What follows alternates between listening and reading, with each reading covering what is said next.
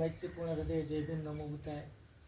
આજે કરુણામૂર્તિ બુદ્ધ વિહાર મોટા અંકેવાડિયા, જ્યાં સુરેન્દ્રનગરથી અમરબોધિ બૌદ્ધ વિહાર, ત્યાંથી ભૂતે પથિક શ્રેષ્ઠી ઉપસ્થિત છે. તેમજ સાયકલ લઈ અને લગભગ 1,76,000 કિલોમીટરનો પ્રવાસ કરી અને ડૉક્ટર બાબા સાહેબના મિશનને સમગ્ર ગુજરાતમાં પ્રચાર પ્રસાર કરનાર ગૌતમ બુદ્ધ પણ અહીં આજે કરુણામૂર્તિ બુદ્ધ વિહારની મુલાકાતે આવેલા છે. સાથે સાથે ઘનશ્યામભાઈ કે જેઓ પણ સુરેન્દ્રનગર જોરાવરનગરથી અહીં પધારે છે, તેમજ અહીં અમારા ગામના અમરસિંહભાઈ, હીરાભાઈ અને કાંતિલાલ પણ છે. આ કરુણામૂર્તિ બુદ્ધ વિહારની મુલાકાત લીધી તો એમનો હું મૈત્રીપૂર્ણ હૃદયે આભાર માનું છું. આપ સૌને મૈત્રીપૂર્ણ હૃદયે જય ભીમ નમો. પંતે જે હમણાં થોડીક વાર પહેલાં ધમદેશના કરી તો એનો વિડીયો પણ હું થોડીક વાર પછી આપની સમક્ષ મૂકી રહ્યો છું. આપ સૌ બંતેજીની ધમદેશના સાંભળવા નમ્ર વિનંતી છે. નમો બુદ્ધાય. સુખો બુધાનુપાદો સુખો સદમદેશના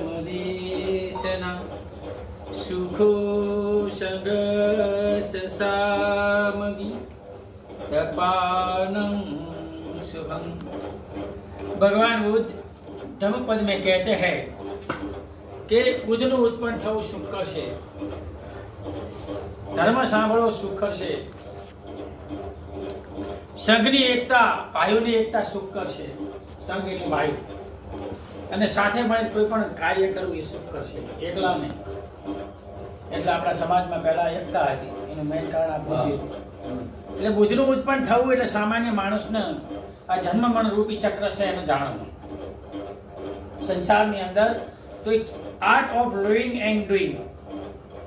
જન્મ જીવન એવું જીવો કે મૃત્યુની ખબર પડે. આ સંસારમાં મૃત્યુની ખબર પડે એટલે ભગવાન બુદ્ધે કીધું કે સુખો બુધાનો ઉપાદો, કે જન્મ મરણને જાણવું એ સંસારી લોકો માટે બુદ્ધનું ઉત્પન્ન થવું છે. અને એ માટે બાબા સાહેબ ડૉક્ટર ભીમરાવ આંબેડકરે સંસારમાં દુઃખ છે એનું કારણ છે, એનો માર્ગ છે, એનો ઉપાય છે. એની અંદર બાબા સાહેબ બુદ્ધના ધર્મમાં 3 માર્ગ બતાવે છે દુઃખ મુક્તિના. પહેલો માર્ગ છે સદગુણોનો માર્ગ, બીજો છે સદાચારનો, ત્રીજો છે પવિત્રતાનો.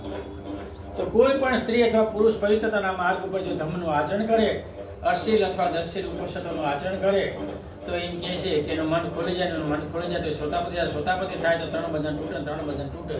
તો આ જન્મ મરણ રૂપ છે ચક્રમાં ક્યાંથી આવીને ક્યાં જવાનું છું, ભાઈ મારો સમય થયો, મારે જવું.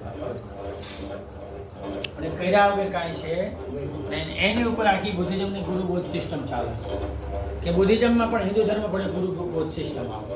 એની અંદર ત્રિરત્ન વંદનાનું એક સૂત્ર પણ કરીએ અને અમાવસ્યા પૂર્ણિમા માર્ગ પર ચાલવા માટે પવિત્રતા માર્ગ ચાલવા પર ઉપોષિતને અમે આપીએ.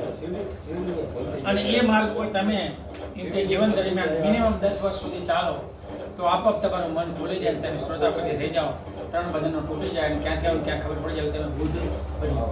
એ બુદ્ધ બની જાય. જન્મ મરણ ચક્રને જાણવું એનું નામ બુદ્ધ બનવું, એનું નામ સુખો બુધાનું ઉપાય. આ સુખકર છે. સુખો સદમ દિશા કે ધર્મ સાંભળો, સધર્મ સાંભળો એ સુખકર છે. સધર્મ સાંભળવાના ફાયદા શું? પહેલું, મિથ્યા દૃષ્ટિ દૂર થાય. બીજું, નવું નવું જાણવા મળે. ત્રીજું, જાણેલાનો અર્થ જણાય, સ્પષ્ટતા થાય. ચોથું, મિથ્યા દૃષ્ટિ દૂર થાય. અને પાંચમું, કદાચ તમે શ્રોતાપતિ થઈ શકો. વારંવાર ધર્મ સાંભળવા સમજવાથી મન ખોલી જાય તો તમે શ્રોતાપતિ થઈ શકો. એટલે વારંવાર ધર્મ સાંભળો સારી વાત છે, તમે બુદ્ધ બની શકો છો. સુખો સદમ સુખ સંઘ સંઘ એટલે ઘરમાં એકતા હોવી જોઈએ. સમાશીલ સહનશીલતા જીવન જીવવું જોઈએ. છે મારી પત્ની બોલે છે, મારો ભાઈ બોલે છે, મારો જતું કરશો તો જીવાય છે, કુતરા પર કૂતરું મૂકે જીવાય છે નહીં. એટલે ભગવાન એમ કે લોહીના સંબંધનું ખાતા નહીં, દૈન રાખી રહી જોઈએ. ખાતા જો લોહીના સંબંધનું હરામનું આપણે ખાઈ નહીં તો હાથ ભેટી ભોગવો, પ્રાણી ભોગમાં જાઓ. એટલે આપણા બાપ દાદા પોતાને જ કહેતા ભાઈઓને પાર્ક આવવા દે પડીમાં રાખતા, મારો ભાઈ છે હતો કે નહીં કે નહોતું. એટલે એ સંઘની સુખો સંઘ એટલે એકતા રહે, ભાઈઓની એકતા રહી, કોઈની પ્રોબ્લેમ ન થાય, આવીને ઉભા રહે. પણ મુદ્દા નંબર 1 યા બુદ્ધનો મુદ્દો ઊભો થાય છે. બુદ્ધે એમ કીધું કે મારો ધર્મ ગરીબીને સ્વીકારતો નથી. એટલે તમે જો બુદ્ધ હોવ તો તમે કોઈથી ગરીબ નથી. અને ગરીબી આવવાના 2 ભૌતિક કારણો છે એ દૂર કરવા જોઈએ. બુદ્ધે એવું કીધું. પહેલું, વ્યસન ન હોવું જોઈએ, માવા, ગુટખા, બીડી, તમાકુ. ટુકડે ટુકડેમાં પૈસા હોય જાય ને આપણે કાંઈ બચત કરી શકતા નથી. મારું ગણિત એવું કે એક ઘરમાં 3 વિષય હોય તો મહિને 3,000 ને વર્ષે 50,000 ચાલી હોય ને જિંદગીમાં 20 લાખ હોય જાય પણ એ કાંઈ કામ ન કરે સારા કાંઈ. અને બીજું બચત હોવી જોઈએ. જ્યાં ભાઈ લઈને થયા કે 500 રૂપિયા બચત કરો. શા માટે? દીકરી માટે, દીકરા માટે તમારે લગ્ન નહીં કર્યું. આજે મોદી સાહેબ લઈને જે બચતનું બતાવે છે બહુ મને ગયું. એ હોવું જોઈએ, બોધોમાં ખાસ હોવું જોઈએ. વૈખારો વ્યસન છોડો પણ બચત કરતા છે તો તમને કાયમ આવશે. તમને દરેક લોકો મદદરૂપ થશે ને તમારું સંઘ સુખી થશે. પણ દેણા કરે સંઘ સુખી ન થાય, વ્યસન કરે સંઘ સુખી ન થાય. તપાના સુગંધ, તપવું એટલે સાથે મળીને કામ કરવું, એકલા નહીં. ભારો એક હારે કાપી નાખો પણ એક ખાંટો કાપી શકો. શેરડીનો ભારો હોય પણ ખાંડો આખો ભારો હોય ને ભેગા હોય તો કોઈ તમારો આંગળી ન કરી ભાઈ. એકલા હોય તો કામ આખું તમને તૂટી જાય. એટલે એમ કીધું કે ભેગા મળી અને કામ કોઈ પણ કરવું આ સુખ કરશે. આ સુખમાં બુધે આવું કહ્યું છે. એટલે એ વિશે મેં 5-10 મિનિટ આપણને આ ધમદેશના દીદી ભાષાના કારણે, વાણીના કારણે સમજાવવાનો પ્રયત્ન કર્યો. છતાં પણ જો મારી કંઈ ભૂલ હોય બે હાથ જોડે ક્ષમા માંગુ. અંતેજી આપને ક્ષમા ન માંગવા, જય એમાં ભીમ.